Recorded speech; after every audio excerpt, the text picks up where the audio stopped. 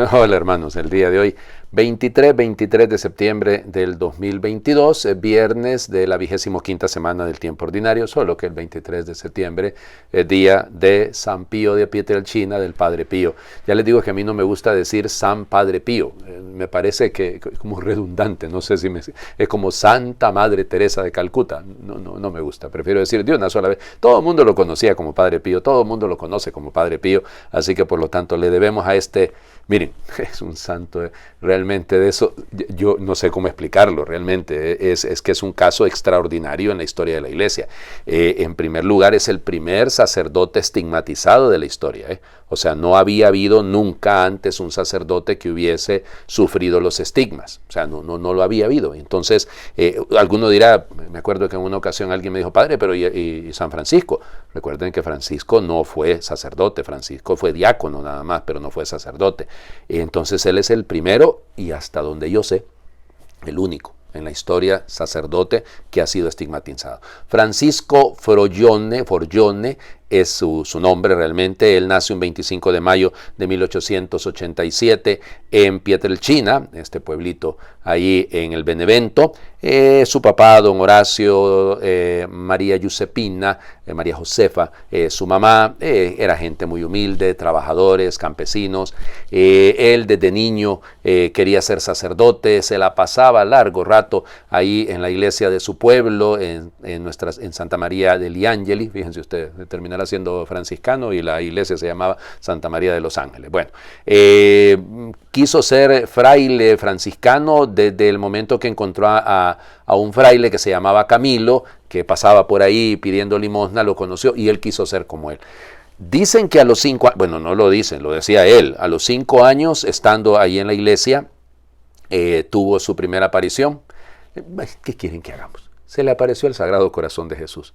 Por eso, fíjense, yo siempre repito y trato de enseñarle a la gente a responder, porque nos hemos acostumbrado a decir siempre aquello de Sagrado Corazón de Jesús, en ti confío, ¿sí? O en vos confío, como se dice en el castellano normalmente, ¿no? Pero Padre Pío decía, Sagrado Corazón de Jesús, en ti confío y espero.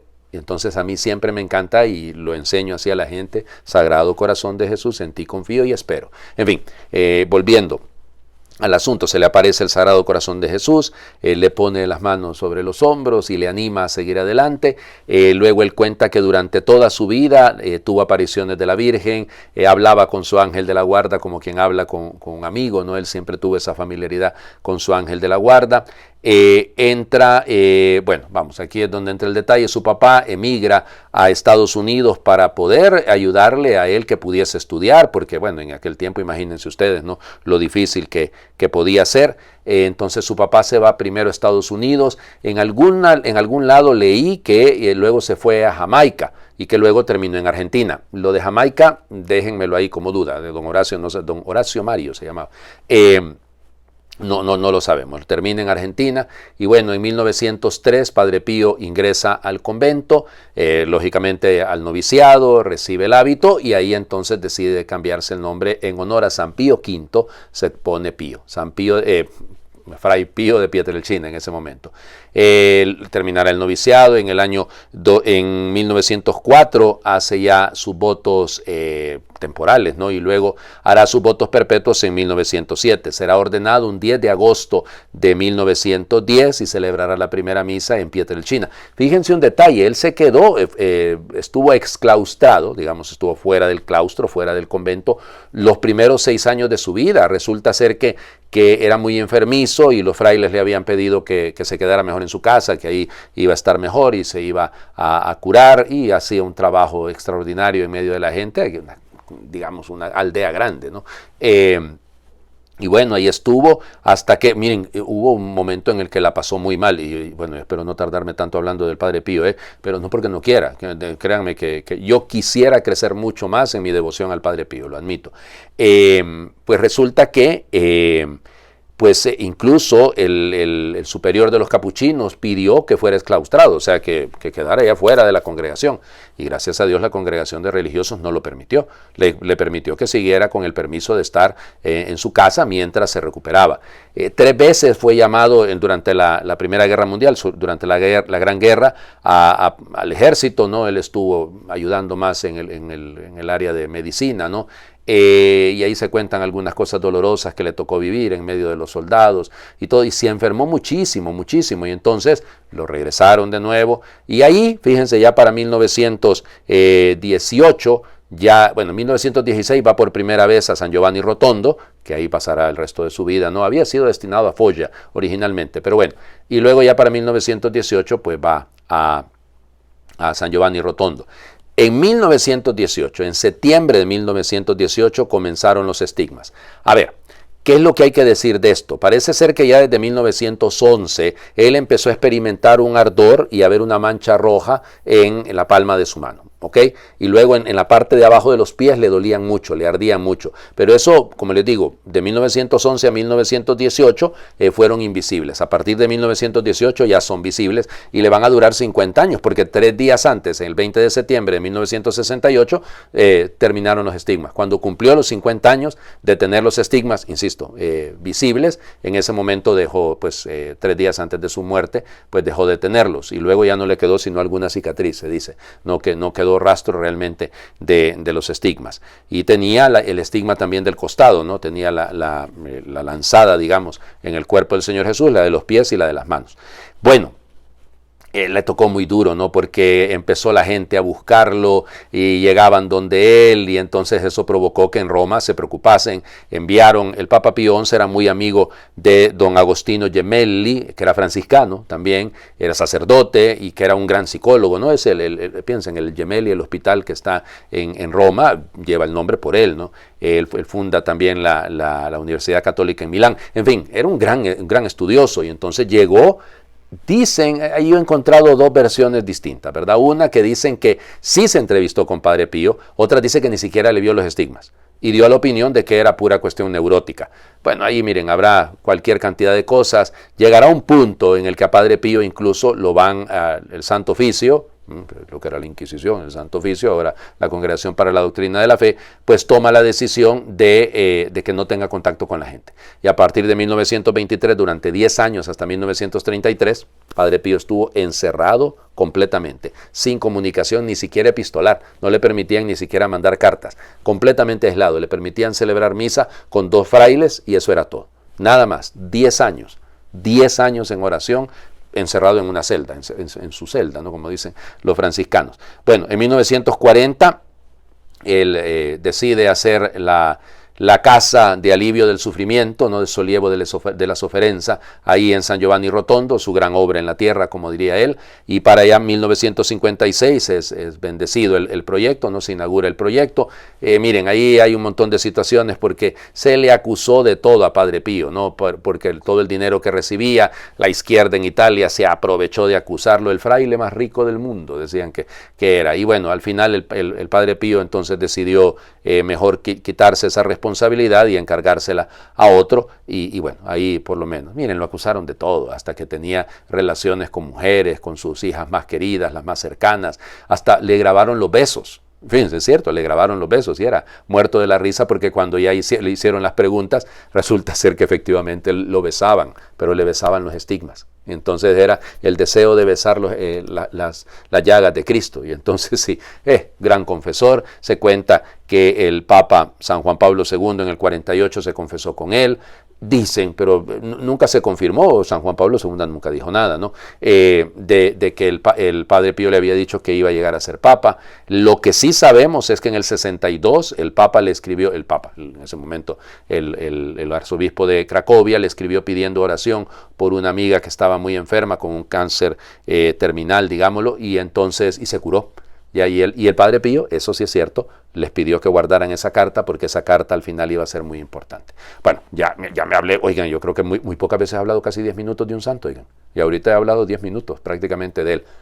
Y podría pasarme hablando más de él. Bueno, muere un 23 de septiembre de 1968, 3 días después, como les digo, que había cumplido los 50 años de tener los estigmas. Se hizo una misa apoteósica. Sus funerales duraron 4 días. ¿Sí? Le ganó la reina Isabel, ¿verdad? Pero bueno, igual, no es esa la competencia. Y bueno, es una cosa fantástica. Y el 16 de junio del 2002 fue canonizado por el Papa San Juan Pablo II. Bien, me acuerdo de esa canonización. Yo estaba ahí en Roma terminando mis estudios de licencia y entonces me acuerdo muy bien de la milenada de gente, cualquier cantidad de gente que andaba en Roma para eso. Invoquémoslo, y recordémosle. Bueno, más de 10 minutos hablé del Padre Pío. Vamos a las lecturas, a ver cómo va a salir el día de hoy. Eclesiastés, Coelet, capítulo 3, versículos del 1 al 11. Hay un tiempo para cada cosa y todo lo que hacemos bajo el sol tiene su tiempo. Hay un tiempo para nacer y otro para morir, uno para plantar y otro para arrancar lo plantado. Hay un tiempo para matar y otro para curar, uno para destruir y otro para edificar.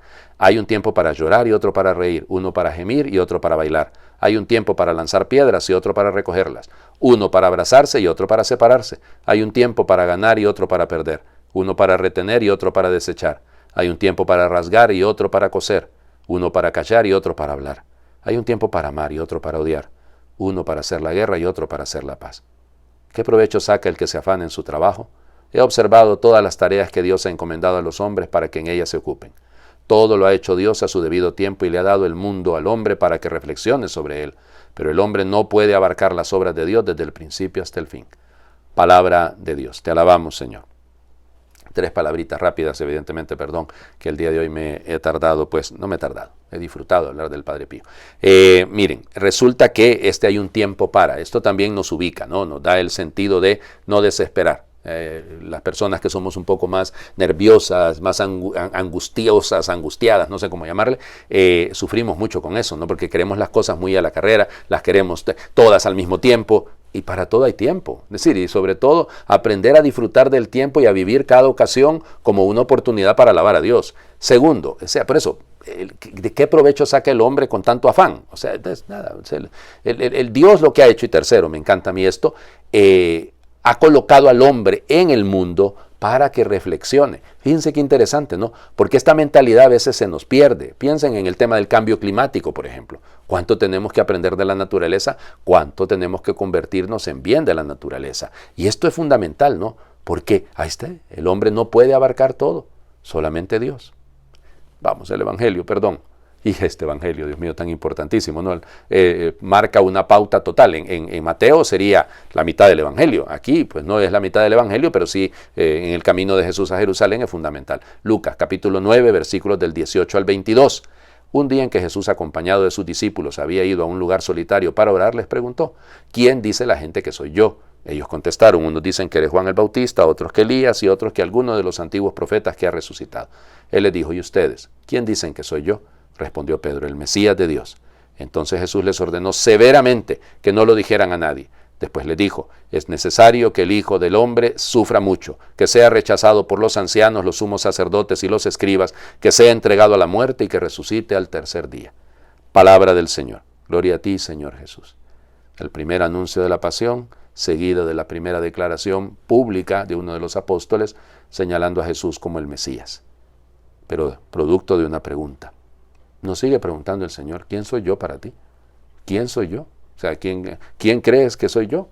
Porque nosotros también podemos caer en esas respuestas simplonas del resto del mundo. Jesús es un iluminado, es igual que Buda, que Mahoma. ¿Me explico? No es la gran cosa. Yeah. Jesús es la luz.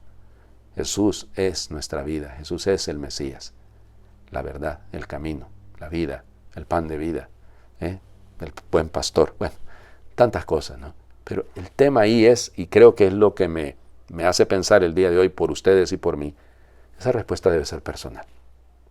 Y ojalá no sea didáctica basada en el catecismo, sino que sea una respuesta fiel, que sea una respuesta nacida del encuentro personal con el Señor. Y no nos engañemos, no nos engañemos. Esta pregunta sigue siendo vital y actual. Dios sigue preguntando: ¿quién soy yo para ustedes? ¿Quién soy yo para ti? Y de eso depende, porque si descubrimos quién es Él realmente, estaremos asociados, como Padre Pío, a su pasión, a su muerte, pero sobre todo a su resurrección. Les invito a hacer oración. Tú eres, Jesús, la brújula más precisa para encontrar la felicidad. Tú eres, Jesús, el camino más recto para construir un mundo de hermanos. Tú eres, Jesús, el amigo más fiel y el esposo más amoroso. Tú eres, Jesús, el que viene cuando todos se van y el que se queda cuando todos se marchan. Tú eres, Jesús, el que se enciende cuando todo se apaga, el único que nunca falla. Tú eres, Jesús, el sol de mis días claros y la estrella de mis días oscuros. Tú eres, Jesús, el salvador de mis miedos, de mis pecados, de mis dudas. Tú eres, Jesús, el cimiento sobre el que construyo mi vida y la meta a la que me dirijo. Tú eres, Jesús, la razón de mi alegría y el fundamento de mi esperanza. Tú eres, Jesús, mi amor, mi paz, mi Dios, mi Señor. Contigo iré, Jesús, si tú me ayudas. Contigo tomaré la cruz que nos conduce a la vida más grande. Amén. Señor esté con ustedes y le bendiga a Dios por intercesión de San Pío de Pietrelcina, de Padre Pío, el que es Padre, Hijo y Espíritu Santo, y su bendición descienda y les acompañe siempre. Sagrado corazón de Jesús, en ti confío y espero.